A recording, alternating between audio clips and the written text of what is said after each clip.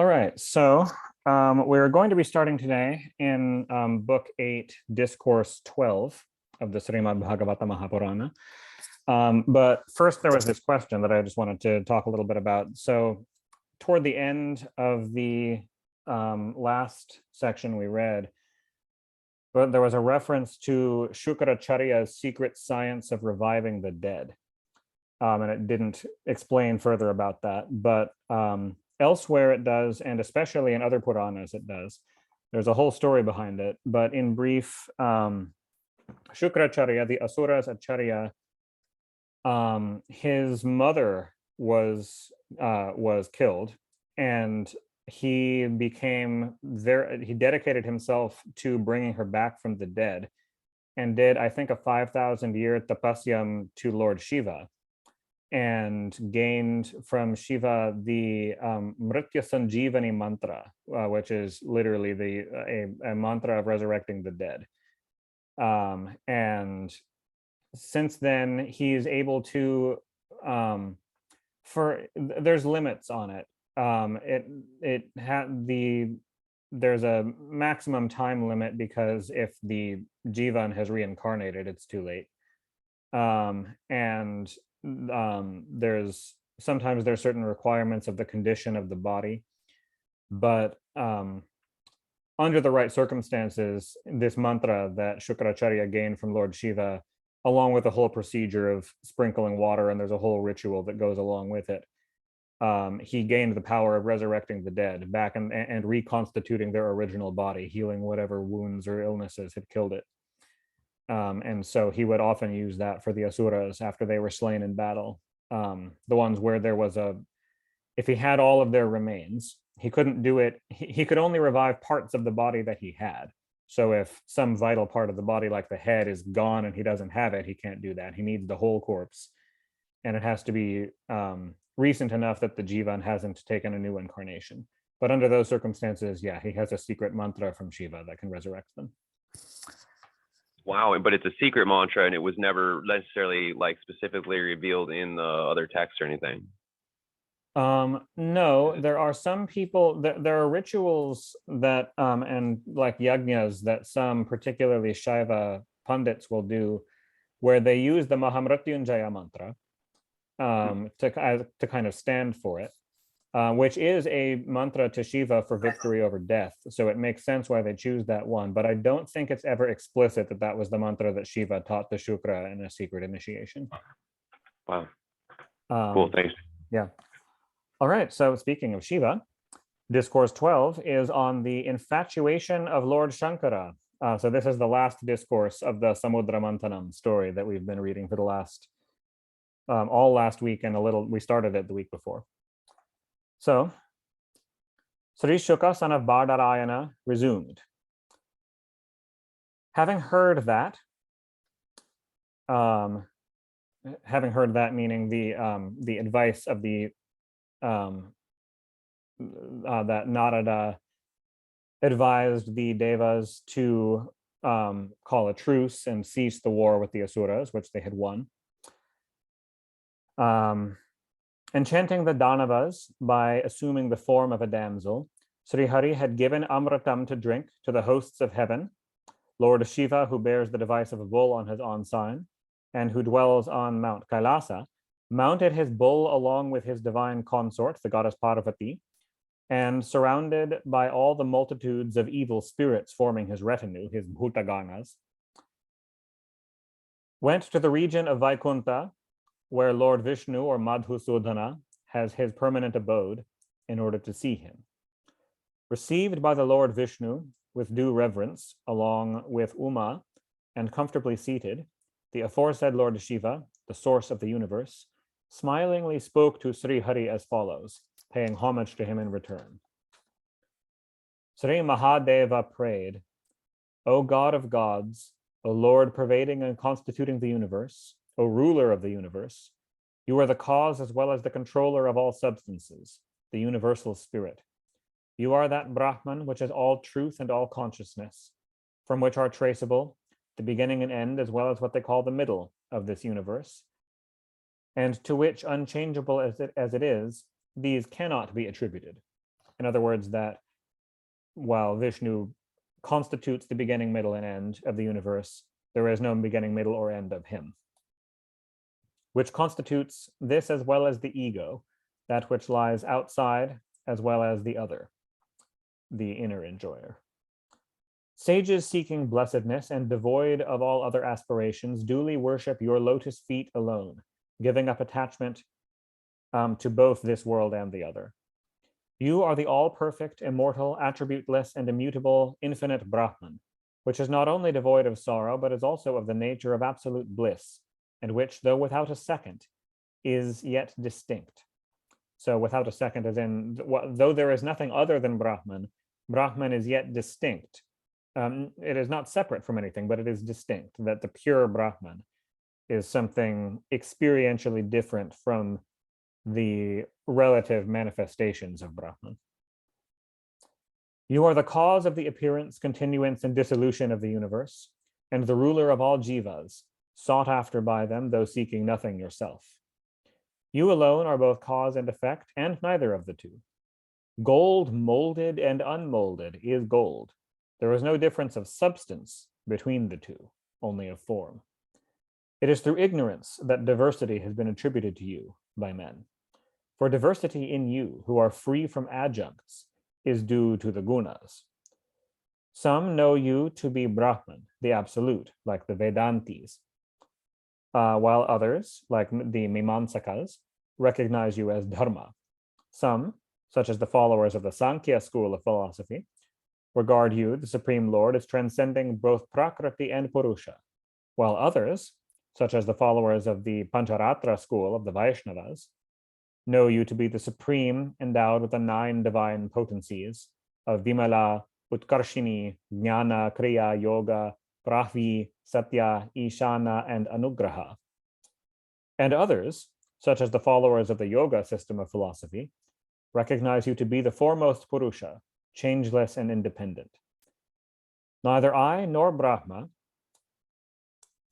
whose life extends to a couple of parardhas, nor indeed the sages headed by Marichi, who are all creations of sattva, yet whose understanding is obscured by your maya, are able to know the true nature of the universe created by you, O Lord.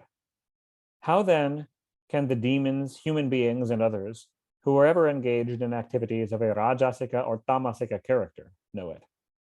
As such, you, who are consciousness itself, know your own activity, as well as that of all created beings, the appearance, continuance, and dissolution of this universe, the bondage of mundane existence, and release from it. As the air pervades the multitudes of mobile and immobile beings, as well as the sky, so do you pervade the whole universe, you being its very soul. Your avataranas, when you carried on sport with the gunas, have been seen by me. As such, I long to behold that form of a damsel which was assumed by you. Eager to behold that form by which the Daityas were greatly enchanted, and the Devas given amritam to drink, we have come to you, for great is our curiosity.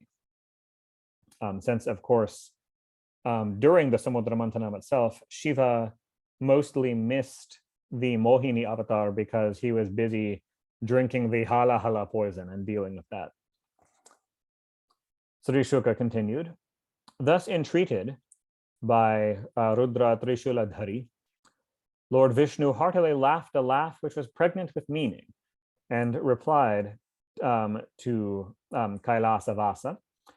The Lord said, the jar of nectar having disappeared among the Daityas, the form of a damsel was assumed by me for exciting wonder in the minds of the Daityas, having regard to the interests of the Devas. To you, O chief of the gods who were eager to behold it, I shall presently reveal that form, which excites passion, and as such is so valuable in the eyes of libidinous souls. Sri Shuka went on, saying thus, the Lord vanished on that very spot, while Lord Shiva, the source of the universe, waited there with goddess Uma, casting his look all around, eager to see the Mohini form. Presently, in a garden full of trees rich in blossoms of various kinds and rosy leaves, he beheld a most beautiful damsel, with a girdle lying about her hips, that were wrapped with a brilliant piece of linen, delightfully sporting with the movements of a ball.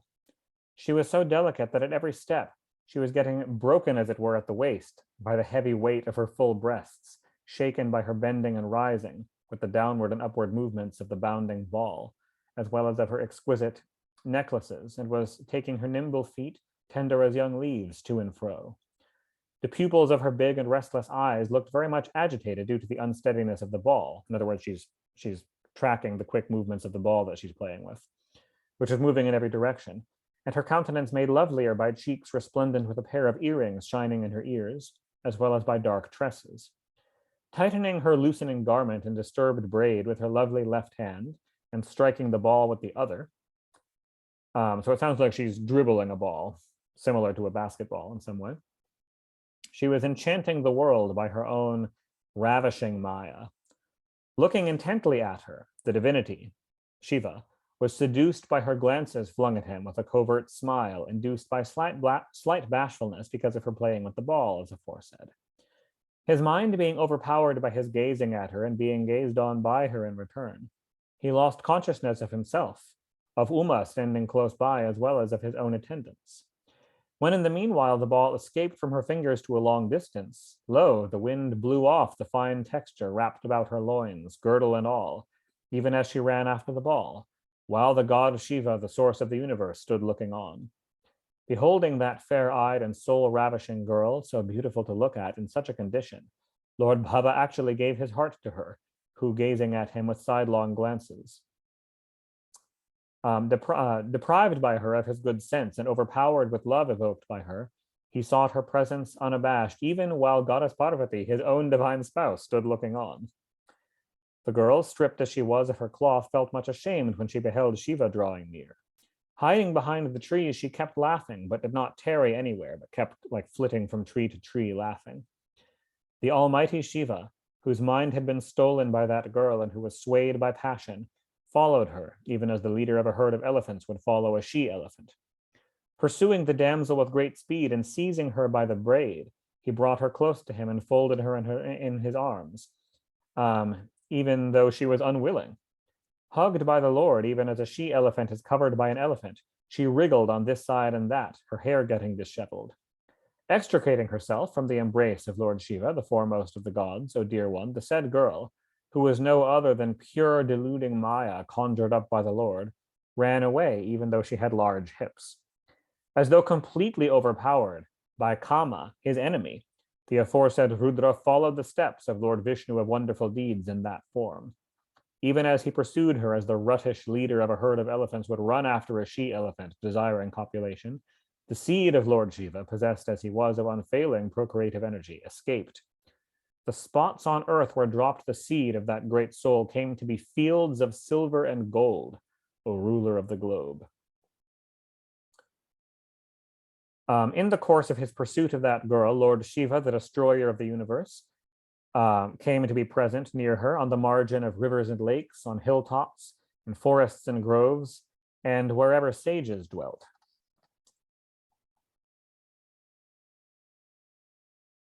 The seed having escaped, he perceived himself befooled by the Lord's Maya, O jewel among kings, and completely recovered from infatuation. Having forthwith realized the glory of Lord Vishnu, the soul of the universe, his very self, whose power cannot be fully known, he did not consider the event as actually wonderful in any way. In other words, he understood that Vishnu's Maya had such power. Lord Madhusudana was supremely delighted to find Lord Shiva unperturbed and unabashed, and resuming his masculine form, spoke. The glorious Lord said, I am glad, O jewel among the gods, that you have by yourself regained your unruffled natural state, even though, O dear one, you were easily duped by my Maya. Indeed, what male other than you can, when once caught in it, overcome my Maya, which creates various objects of attraction and cannot be easily got over by those who have not been able to control their mind? This aforesaid Maya, consisting of the three gunas, which gets united with me appearing in the form of the time spirit, in time, by parts, shall no longer overpower you. Some sense indeed Shiva has freed himself of it by his own will. Sri Shuka continued, thus kindly treated by Lord Vishnu, bearing the mark of Srivatsa on his bosom, O king, and asking his leave and walking round him as a mark of respect, Lord Shiva, accompanied by his retinue, returned to his own abode on Kailasa. Presently, in the midst of the foremost of seers who stood glorifying him, Lord Shiva, the source of the universe, lovingly spoke to his spouse about the aforesaid Maya, the divine energy of Lord Vishnu. Did you behold with your own eyes the deluding potency of Lord Vishnu, the birthless one, the highest person, the supreme deity, under whose influence even I, the foremost of his rays, helplessly fell a prey to delusion? What wonder then that others, who are not masters of their self, should do so? He is actually the same eternal person about whom you inquired, approaching me when I had just ceased from deep meditation at the end of 1,000 celestial years, whom time cannot set bounds to, nor can the Veda comprehend. Sri Shuka went on. In this way has been narrated to you, O dear one, the story of the exploits of Lord Vishnu, the wielder of the Sharanga bow, by whom in the form of the divine turtle was supported on his back the huge mountain called Mandara during the churning of the ocean of milk. The exertion of a man reciting or listening to this story, the whole Samudra Manthanam story, again and again, never goes in vain anywhere. For a narration of the virtues of Lord Vishnu, enjoying excellent renown, relieves the entire fatigue of birth and death. I bow to him who grants the wishes of those that approach him for shelter, and who, having assumed by his elusive power the form of a damsel and deluding the enemies of the Devas, gave nectar, churned out of the ocean of milk, to drink to the foremost of the Devas that had sought refuge in his feet, inaccessible to the vile, and attainable through devotion. Thus ends the 12th discourse entitled The Infatuation of Lord Shankara in Book 8 of the great and glorious Bhagavata Purana, otherwise known as the Paramahansa Samhita. Discourse 13, an account of the concluding 8 Manvantaras. So the whole Samudra Manthanam story came up in the context of an account of all the Manvantaras of the present cycle of 14. And we had just gone through the first 6. During the 6th Manvantara, the Samudra Manthanam occurred. So there's 8 left in the cycle that we're going through. Sri Shuka began again. The 7th, the present Manu, is a son of Vivasvan, the sun god, also known as Surya, who is known by the name of Sradhadeva. That's the name of the Manu, Sradhadeva Manu. Hear from me of his sons. They are Ikshvaku and Nabhaga, Drashta and Sharyati, Nareshyanta and Nabhaga, and the 7th is called Dishta.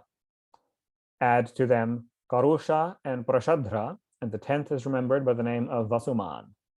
These are the 10 sons of the Vaivasvata Manu, or tormentor of foes. The 12 Adityas, the sons of Aditi, the gods successively presiding over the sun month after month, the 8 Vasus, the 11 Rudras, the 10 Vishvedevas, the 49 Maruts, or wind gods, the 2 Ashvins, the twin physicians of the Devas, and the 3 Ribhus are the 7 orders of Devas in office during the 7th Manvantara, O Parikshit, Purandara being the name of their Indra. So these are the current Devas and the current Indra that are being talked about. Kashyapa, Atri and Vasishta, Vishvamitra, Gautama, Jamadagni, and Bharadvaja are recognized as the Saptarishis currently. In this Manvantara too, the descent of the Lord took place from the sage Kashyapa, Prajapati, and his spouse Aditi. The youngest of the Adityas, who assumed the form of a dwarf, is Lord Vishnu himself, the Vamana Avatara. Thus, the first 7 Manvantaras have been briefly described by me to you. I shall presently tell you of the coming 7 as well, which are likewise connected with the Avataranas of the Lord. Now, there were 2 wives of Vivasvan, both daughters of Vishvakarma, the architect of heaven, Sankhya and Chaya, O King of Kings, that have already been spoken of by me to you. Back in book 6 of the Bhagavatam, he told about them. Some refer to Vardava as the third. But Vardava is not actually a third. She's another form of Sangya. But because she's such a different form as a horse instead of a humanoid, some list her separately, even though she's not actually a third person.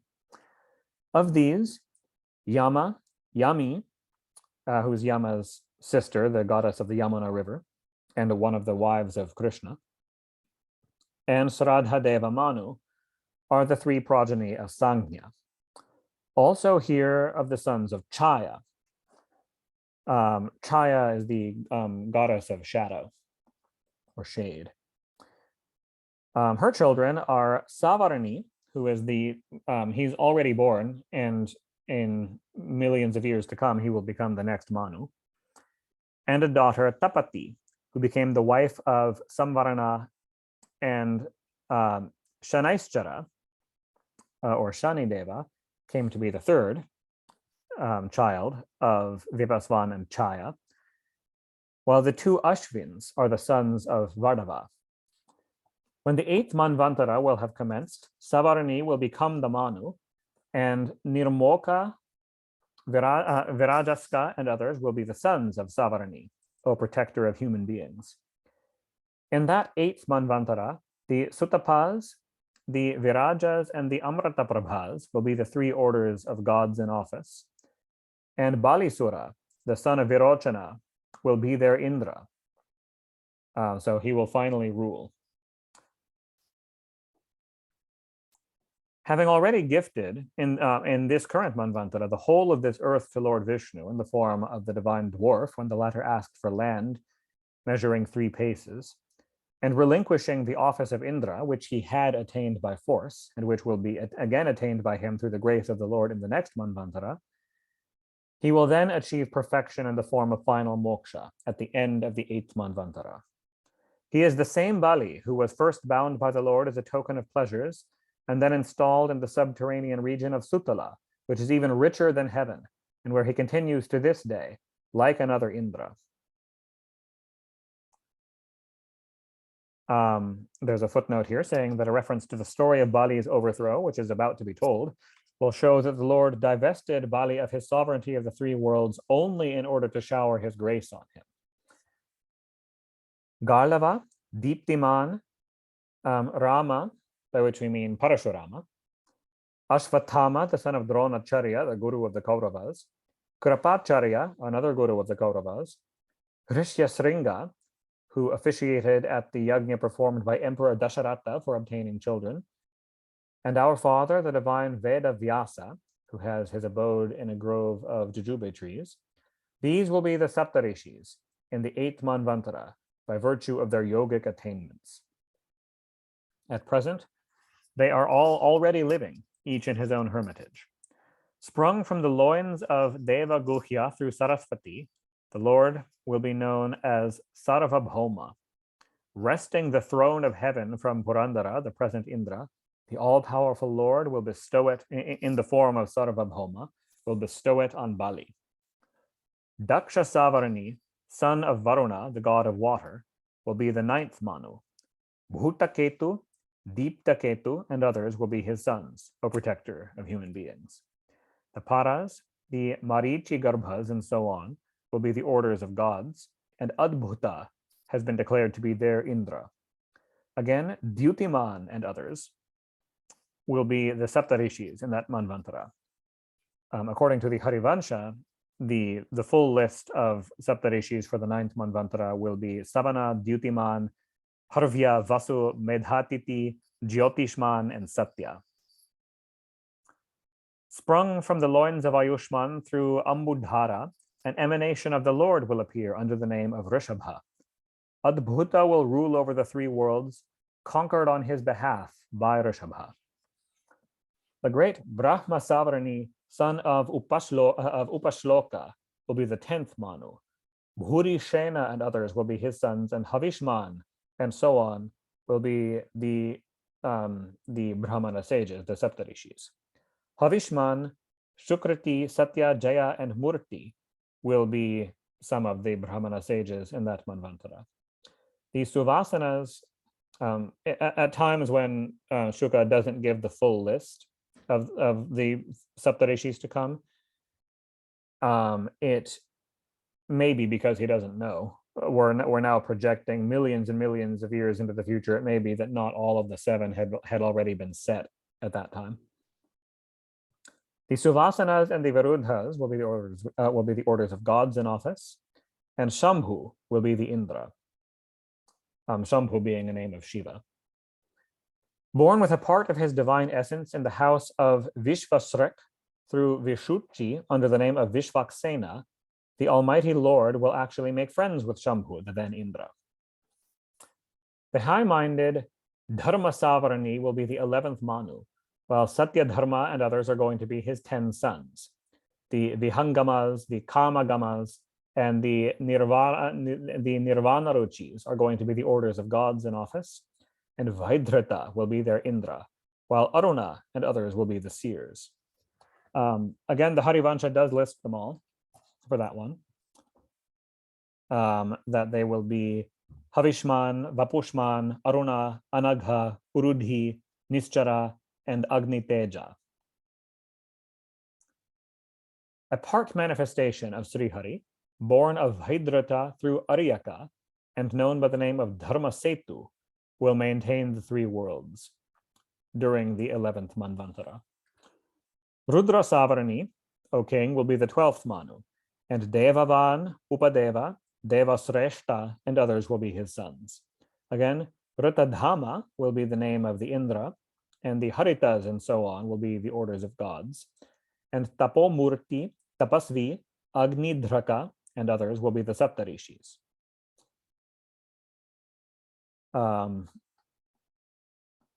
The almighty son of Satyasaha and Sunrata, Svadhama by name, a part manifestation of Srihari, will protect that Manvantara. The high-souled Deva Savarani will be the 13th Manu. Chitrasena, Vichitra, and others will be the sons of Deva Savarani.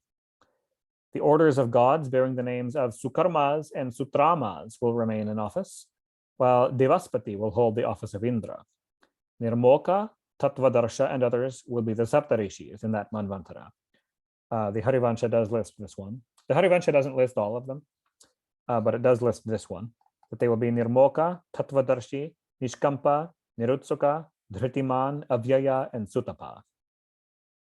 A part manifestation of Srihari, named Yogeshvara, will be born of Brihati as the son of Devahotra, and will be the benefactor of Indra, the ruler of heaven.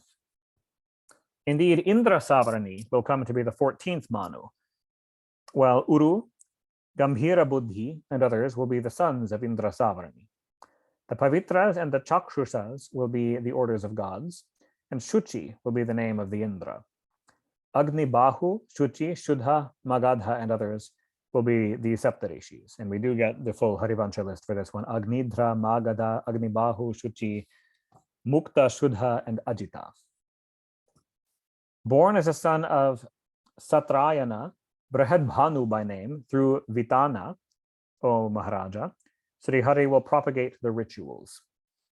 O king, these 14 Manvantaras covering the past, present, and future have been described to you. It is by these that a kalpa, consisting of 1,000 revolutions of the 4 yugas, Satya, Treta, Dvapara, and Kali, is measured. Thus ends the 13th discourse, entitled The Description of the Concluding 8 Manvantaras in Book 8 of the Great and Glorious Bhagavata Purana, otherwise known as the Paramahansa Samhita. Discourse 14 is on the functions of a Manu and the other functionaries holding office in his administration. The Raja submitted, "Tell me this, O worshipful one, as to how and which of these Manu and others are employed in what work and by whom in the Manvantaras." So he just heard all this lists of name and titles, but he wants to know a little bit more about what those people, who those people are and what they do. The sage Shuka replied, "The Manus and the sons of a Manu, the sages and the Indras, as well as the diverse orders of gods, O ruler of the earth, are all under the command of the Supreme Person in the form of his part manifestations, in each Manvantara. Whatever of these part manifestations of the Supreme Lord, of the Supreme Person, Lord Yajna, and so on, have been mentioned, O protector of men, directed by these, the Manu and others carry on the administration of the universe. At the end of each round of the 4 yugas, which happens 1,000 times in each total kalpa, or about approximately 71 times in each manvantara, the seers, by virtue of their asceticism, the Saptarishis, discover as they are the collections of the Vedic texts swallowed by time. Since they're lost in the Vedas are lost in every Kali Yuga. So at the end of each Kali Yuga, the Saptarishis have to recognize the Vedas, with the help of which the Sanatana Dharma is perceived. And at the start of each Satya Yuga, the Saptarishis again propagate the Veda. Instructed by Sri Hari dwelling in their heart and fully alert in their mind, the Manus then directly propagate on the earth in their own time piety with all its 4 limbs of asceticism, purity of mind and body, compassion, and truth, O protector of human beings. The protectors of created beings, the sons of a Manu, along with their descendants from generation to generation, protect Dharma as well as the earth till the end of the Manvantara by parts, each generation carrying on the work of protection for a part of the Manvantara alone. And the gods, along with those others, such as the rishis, the pitris, human beings, and other living beings that are connected with the performance of the 5 great sacrifices, enjoy a wealth in the sacrificial offerings, and thus they too protect Dharma. Enjoying the limitless wealth of all the 3 worlds conferred on him by the Lord, Indra protects those 3 worlds, which are Bhuva, and Swaha, the earth, the intermediate sky realm, and Svargaloka. Indra protects those 3 worlds and sends down profuse showers in the world according to his will. He's in charge of the rains. Assuming the form of siddhas, perfected beings like the sage Sanaka and his 3 brothers, Sanandana, Sanatana, and Sanat Kumara, Sri Hari imparts wisdom in every yuga. Taking the form of rishis like the sage Yajnavalkya, he preaches the cult of rituals. And appearing in the form of masters of yoga like Dattatreya, it is he who teaches the methods of yoga to the world. Appearing in the form of the lords of created beings, Prajapatis like the sage Marichi, he carries on creation.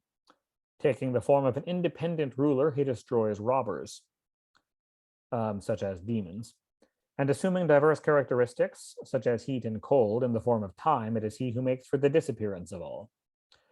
Though depicted diversely by these people, whose understanding is deluded by Maya, consisting of so many names and forms through different systems of philosophy, the Lord is actually not perceived by them.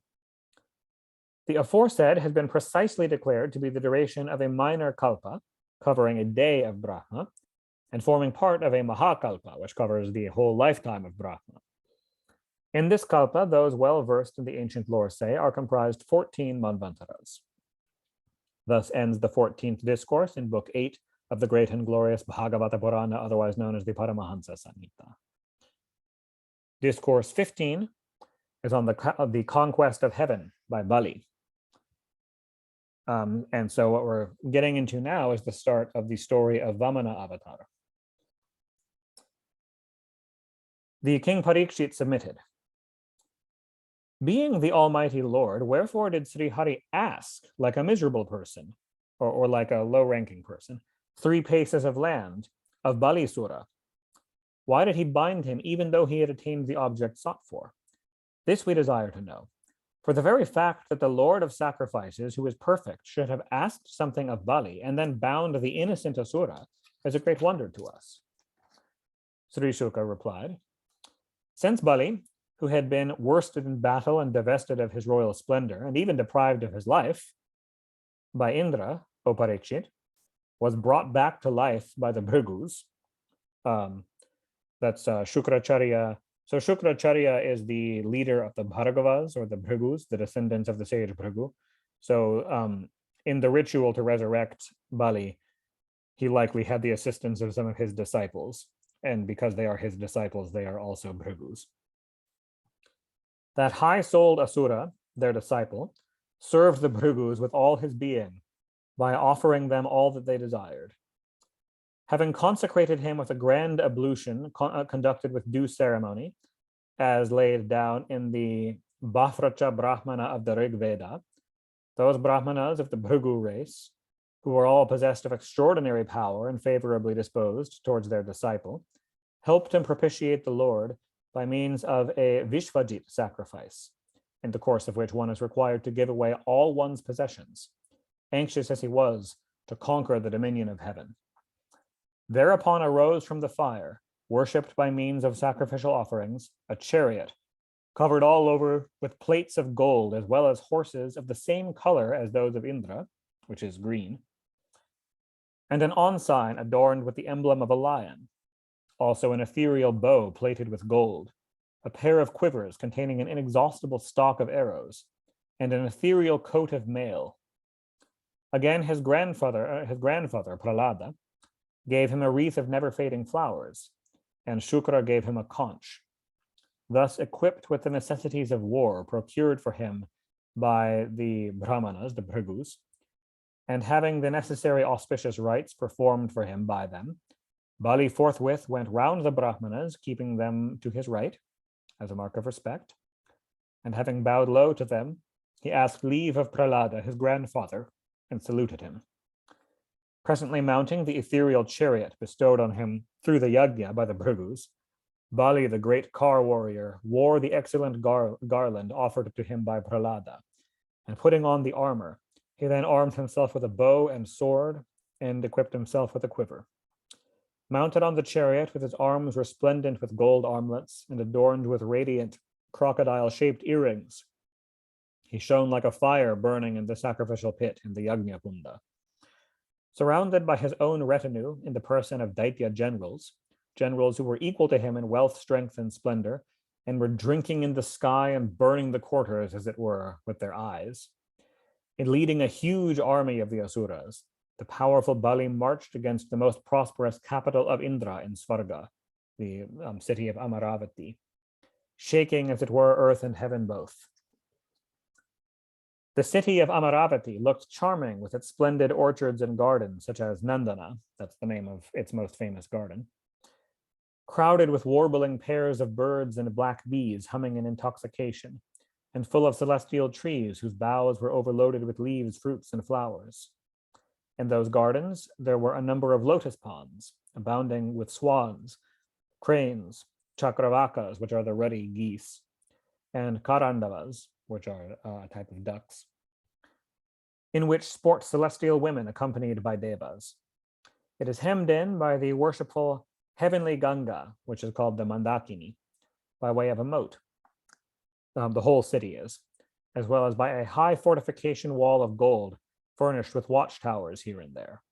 Built by Vishvakarma, the architect of heaven, it is provided with entrances of houses whose doors are plated with gold and with city gates made of crystal, and has its roads well arranged.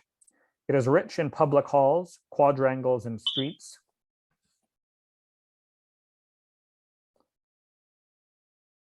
and is full of numberless mansions, as well as of crossroads paved with gems, and containing platforms of diamonds and corals at the center. Lovely women of everlasting youth and unfading beauty, clad in spotless raiment and decked with jewels, shine there as fires with flames. Through every pathway in that city blow breezes wafting the fragrance of fresh wreaths of white water lilies dropped from the locks of celestial ladies. Celestial nymphs there walk through paths covered with yellowish fume, escaping through air holes of gold and bearing the fragrance of burning aloe wood. It is shaded here and there with canopies of pearls, flags with staffs of gems and gold, and balconies with smaller flags of various colors fixed in them. It is resonant with the noise of peacocks, doves, and black bees, and wears a gala appearance due to the sweet songs of celestial ladies. It delights the mind of the people by the sound of clay tom-toms, conches, drums, and kettle drums, by the musical sound of lutes, wooden tom-toms, rishtis, which are another musical instrument, and flutes accompanied with cymbals, as well as by dances and the songs to the accompaniment of musical instruments, of Gandharvas and others, and outshines the deity presiding over splendor by its brilliance. Those who are extremely unrighteous, wicked, fraudulent, proud, lustful, and greedy, and are enemies of created beings, cannot enter that city. Only those who are free from these defects find access to it. Bali, the commander of his forces, besieged the aforesaid city of the Devas on all sides by his army from without, and blew his sonorous conch given to him by his guru Shukra, infusing fear into the ladies of the household of Indra. Perceiving it to be the supreme effort of Bali, Maghavan, which is another name of Indra, accompanied by all the heavenly hosts, approached the sage Brihaspati, his guru, and spoke as follows. The undertaking of Bali, our old enemy, is great, O worshipful one. To tell you the truth, I account him irresistible. By what power has he become so strong? None is able on any account whatsoever to beat him back. As though drinking in this universe with his mouth, and licking the 10 directions with his tongue, and burning the 4 quarters with his fire-shot eyes, he has sprung upon us like the fire of final dissolution. Pray point out to me the cause of such formidableness of my foe, from which have proceeded the strength of his organs, mind, and body, as well as his glory, whence this thorough effort on his part has been possible. The Guru Brihaspati replied, I know, O Indra, the cause of the rise of yonder enemy of yours. By the Bhrigus, Shukracharya, and the other scions of the sage Bhrigu, who are all exponents of the Vedas, their own spiritual energy has been infused into their disciple, in return for his having surrendered his all to the Bhrigus. Barring, of course, the almighty Sri Hari, none like you, nor even you, can stand before him any more than created beings can stand before death. Therefore, quitting heaven, go you all out of sight, awaiting a favorable time, which may bring a reverse of fortune for your enemy. Rising more and more by the spiritual strength of the Brahmanas, he is at the height of power today. By insulting those very Brahmanas, the Bhrigus, he will perish with all his wealth and so on. Having thus been offered a wise counsel about their course of conduct by the Guru Brihaspati, who could foresee things in their reality, the said Devas went out of paradise, capable as they were of assuming any shape at will. And so they used that to easily slip away. The Devas having disappeared, Bali, the son of Virochana, forthwith occupied the city of Amaravati, the city of the Devas, and brought under subjection all the 3 worlds. Full of affection for their disciples, the Bhrigus got their aforesaid disciple Bali, who had now conquered the universe and was fully devoted to them, to propitiate the Lord by means of 100 horse sacrifices in order to stabilize his dominion. Diffusing virtue of those sacrifices in all the quarters, even beyond the 3 worlds, his renown, already well known all over the 3 worlds, Bali now shone like the moon. And considering himself as having accomplished all his objects, as it were, the high-minded Bali enjoyed the overflowing wealth and the most prosperous kingdom bestowed on him by the Brahmanas, the adored among the twice-born. Thus ends the 15th discourse in Book 8 of the great and glorious Bhagavata Purana, otherwise known as the Paramahansa Samhita. Discourse 16, the procedure of observing the vow of Payovrata disclosed to Aditi. Sri Shuka resumed.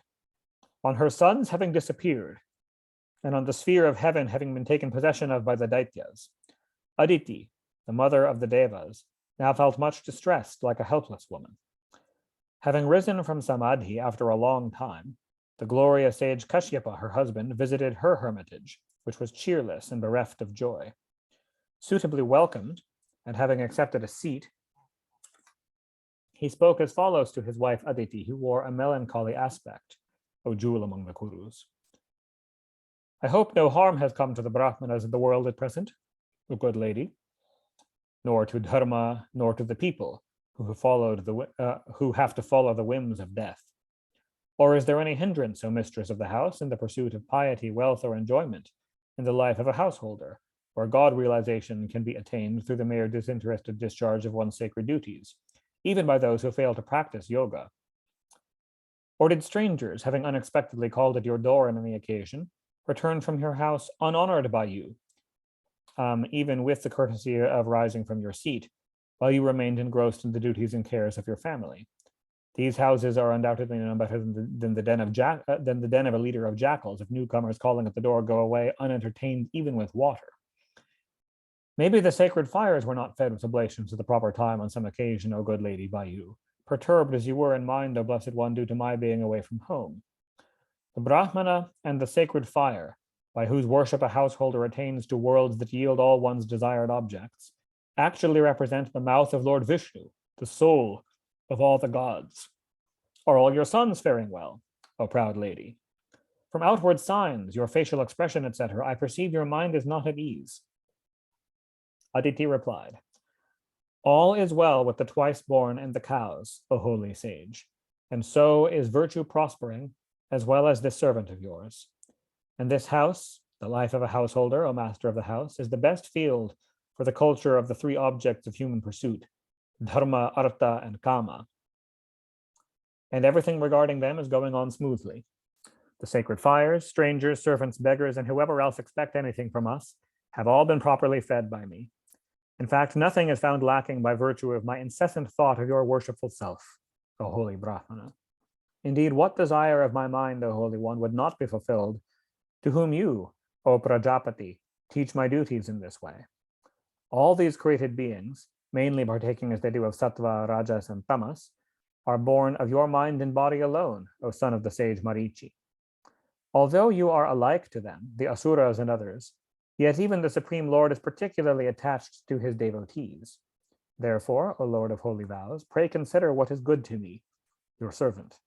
Kindly protect us, whose wealth has been usurped and whose abode has been taken possession of by the enemy, O my master. Having been exiled by the foes, I, Aditi, am plunged in an ocean of misery. My fortune, splendor, glory, and abode have all been usurped by the mighty ones. Therefore, by your sound judgment, O most beneficent one, kindly devise some salutary means by which my sons, the Devas, may be enabled to retrieve them, their fortune, and so on. O pious soul. Sri Shuka continued. Thus entreated by Aditi, the sage Kashyapa said to her as though smiling, wonderful is the might of the delusive potency of Lord Vishnu, due to which this animate creation is bound by ties of affection. How widely divergent are the material body, which is other than the spirit, and the spirit, which lies beyond the realm of Prakriti. Who and whose are the husband, son, and others? Ignorance alone is the root of attachment to them. Therefore worship Lord Vasudeva, the all-pervading Vishnu, the supreme person solicited by the people and dwelling in the heart of all created beings, the Jagat Guru, the self-same Lord Sri Hari, who compassionates the miserable, will fulfill your desires. Devotion to the Lord is unfailing in its results, but not so devotion to others. Such is my conviction.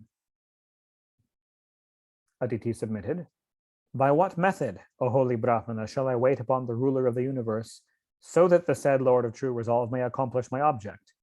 Pray tell me, O chief of the Brahmanas, the method of propitiating him, whereby the Lord may be quickly pleased with me, suffering as I am with my darlings. The sage Kashyapa replied, I shall presently speak to you about the following sacred vow, or vrata, intended to propitiate Lord Keshava, of whom the worshipful Brahma, the lotus-born, of which the worshipful Brahma, the lotus-born, told me, when questioned by me, desireth a progeny. Full of supreme devotion and subsisting on milk alone, one should worship Lord Vishnu of Lotus Eyes for 12 days during the bright fortnight of the month of Phalguna, besmearing his body with the earth turned by a boar, if actually available. On the Amavasya, the last day of the dark fortnight, the devotee should, while standing in the middle of the stream, recite the following prayer. O goddess, you were lifted up from the bottom of the deluge water by the very first boar who sought a footing. Hail to you, wipe out my sin, and then bathe in that stream. Having finished his daily routine of duties, both of the obligatory and occasional types, he should worship the Lord at the end of the day with a concentrated mind in an image, so in a murti, in an altar, in the form of the sun, fire, water, or even his guru. So you may use any of those as the form of the Lord to which you direct the worship. Invoking the Lord by addressing the following prayer to whichever of those options you choose. Hail to you, Lord Vasudeva, the Supreme Person, the greatest of the great, the abode of all created beings, the witness. Salutation to the Lord who is unmanifest and most subtle, who is Pradhana and Purusha, the knower of the 24 categories, the Purusha, the 25th, recognized in the Sankhya system of philosophy, the founder of the Sankhya philosophy. Hail to you as the deity presiding over sacrifices, endowed with a couple of heads, 3 feet, 4 horns, and 7 arms. So the symbolism here is that the 2 heads are the Prayaniya and Udaniya rites, which are performed at the beginning and the end of a yajna. The 3 feet are the savana, the pressing out of the soma juice, which is done in the morning, in the middle of the day, and in the evening. The 4 horns are the Rig, Sama, Yajus, and Atharva Vedas. And the 7 arms are the 7 Chandahas, Gayatri, Dhrashtub, Anushtub, Brihati, Bhankti, Jagati, and Ushnik. The bestower of rewards of sacrifices, whose essential nature has been described in the 3 Vedas. Salutation to you as the all-blissful Lord Shiva and Rudra, the destroyer of the universe, the wielder of all power. Hail, hail to the master of all sciences, the ruler of ghosts, Bhuteshvara. Salutation to you as Hiranyagarbha, the Sutratma, the soul of the universe. Hail to you who are an embodiment of the mystic powers acquired through the practice of yoga, nay, who are the very source of all yoga. Salutation to you, the first deity. Hail to you standing as a witness. Hail to Sri Hari appearing as the divine sage Narayana and his younger brother Nara. Salutation to you who are endowed with a body dark green as the emerald, and have won for your spouse Sri. Hail to you as Lord Keshava. Salutation to you who are clad in yellow. You are the granter of all boons to the people, O Lord, who are sought after by all, chief of the bestowers of boons. It is therefore that the wise adore the dust of your feet for attaining blessedness. May that Lord be gracious to me, whom the gods as well as Sri have served as though seeking the fragrance of his lotus feet. So that's the prayer, the translation of the prayer. Imbued with reverence, he should wait upon Lord Vishnu, the controller of the senses, with water for washing the feet and rinsing the mouth with, and other articles of worship, after his presence has been secured through invocation by reciting the aforesaid mantras. Having decorated the Lord with sandal paste, flowers, and so on, he should bathe him with milk. Then he should deck him with raiment, a sacred thread, and ornaments, and wait upon him with water for washing his feet again and rinsing his mouth with, sandal paste, burnt incense, and so on, reciting the 12-syllabled mantra while offering all these articles of worship. The 12-syllabled mantra is a reference to Om Namo Bhagavate Vasudevaya. Offering to the deity by way of repast, rice boiled in milk with clarified butter and jaggery, if there is wealth enough to do so, and if not, any simple diet. He should pour it into the sacred fire as well, uttering the mantra sacred to the Lord, again, the same 12-syllabled mantra. He should give the food thus offered entirely to some devotee, or take a part of it himself at the end of the worship after distributing the rest among those present at the function.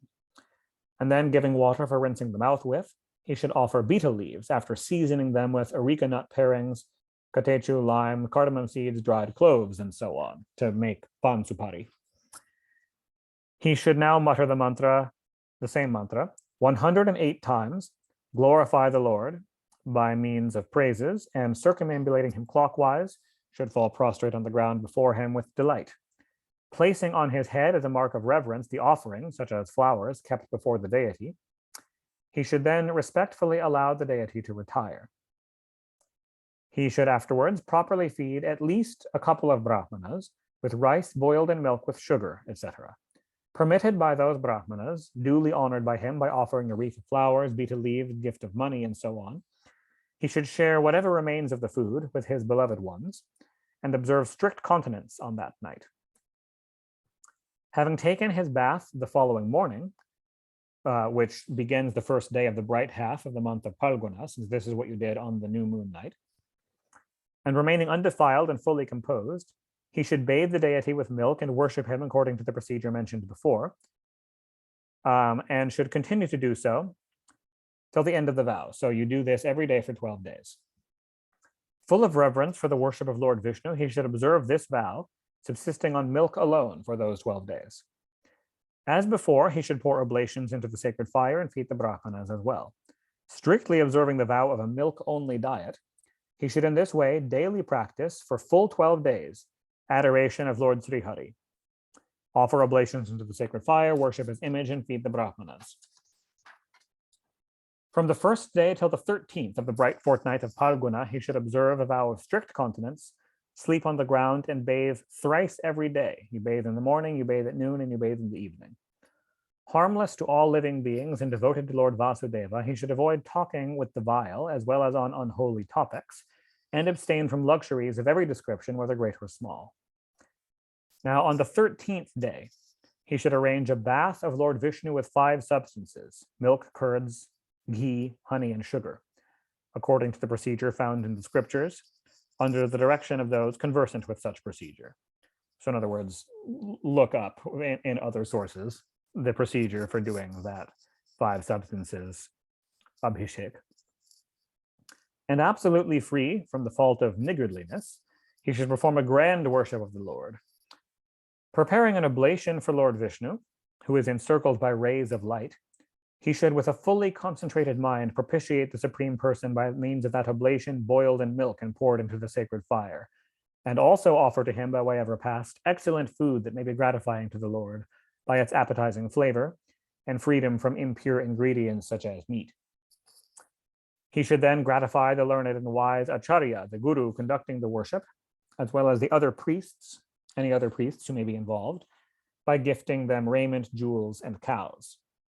Know their gratification to be the propitiation of Srihari himself.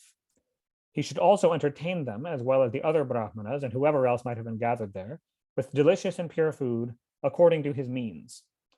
O lady with innocent smiles. He should offer according to merit dakshina to the guru and the priests, and gratify with cooked and other articles of food all those assembled, including chandalas. So in other words, no one should be excluded from this procedure by reason of caste. The supposed untouchables or anybody are all welcome, part of the ritual, fully included. All, including the destitute, blind, and miserable, having taken their food, and knowing their gratification to be the propitiation of Lord Vishnu himself, he should partake of that food along with his relatives and friends. In this way, he should have the worship of the Lord conducted every day with dances and music, instrumental and vocal, as well as with the recitation of hymns, performance of auspicious rites, and the narration of his stories. This supreme vow, known by the name of Payovrata, which is intended to propitiate the Supreme Person, was revealed to me by Brahma, my grandfather, and has now been made known to you in detail by me. And having fully controlled your mind, adore you the immortal Lord Keshava with an intellect full of pure devotion by means of this vow duly observed, O noble lady. This is known as a universal sacrifice, yielding the fruit of all sacrifices, and is further called a universal vow, ensuring the reward of all vows. By vows, we mean vratas. It is the quintessence of all austerities, O good lady, and a gift conducive to the gratification of God. They alone are real religious observances, and they alone are the best of all disciplines. That alone is austerity, gift, vow, and sacrifice worth the name, by means of which Lord Vishnu, who is above sense perception, is gratified. Therefore, fully disciplined, observe this vow with reverence, O Blessed One. Highly gratified through this, the Lord will speedily grant all the objects of your desire. Thus ends the 16th discourse, entitled The Procedure of Observing the Vow of Payovrata, disclosed to Aditi, in Book 8 of the great and glorious Bhagavata Purana, otherwise known as the Paramahansa Samhita.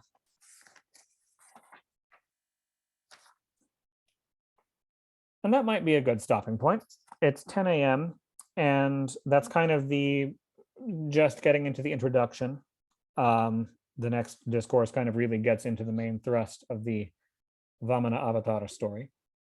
So that might be good to do that whole story as a piece next week. Thank you so much, Devala. Yeah, thank you all. Thank you all for coming.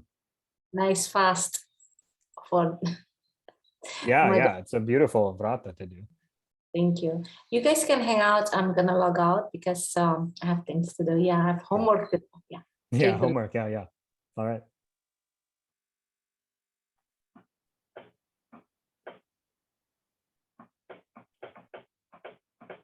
All right. Yeah. Well, thank you all very much for coming.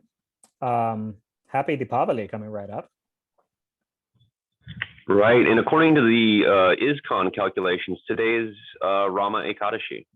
I don't know what it is according to the other Yeah, yeah, calculations. yeah. Yeah. So yes, happy Ekadashi as well. Yes, happy Ekadashi to everybody too. Yes. Jai Happy Shri Hare. Diwali. Yeah. Shri Hari. Happy Diwali. Hey, when is that? When is that? Officially? 4th The of 4th? November 4th. Yeah. Excellent. Yeah. Yeah. I mean, some people observe it for multiple days, but that's the main day. Yeah. Huh. Yeah, I but thought, that is the main day. Yeah, because Naraka Chaturdashi and Lakshmi Puja is falling on the same day this time round. Yes. incredible. Yeah, Yeah. Thursday. Yeah. Okay, so wish you all a very happy Diwali. Yeah. Happy Diwali to all of you. Namaste. Namaste. Blessings. Hari Om. Namaste. Thank Hari. you. Welcome.